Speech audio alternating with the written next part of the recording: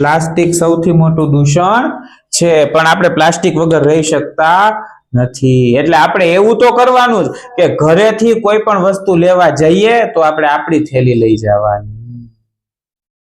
આપણી મમ્મીને કહેવાનું જબલામાં શાકભાજી લાવવાનું નથી. આપણે શું લઈ આવવાનું? થેલી લઈ જાઓ કાપડની, એમાં શાકભાજી લાવો. આવું આપણે કહી શકીએ કે ન કહી શકીએ? તમારે ઘરે કઈક વસ્તુ જોતો જીદ કરીને લઈ આવો કે ન લઈ આવો? લાવો ને, સાચું કેજો. કેટલા લોકો જીદ કરીને પોતાની ગમતી વસ્તુ લાવે? તમે જીદ કરીને નથી લાવતા એમ?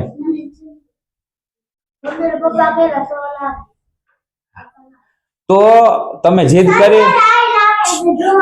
જીદ કરીને કાપડની થેલી શરૂ કરાવડાવી શકો કે ન કરાવડાવી શકો?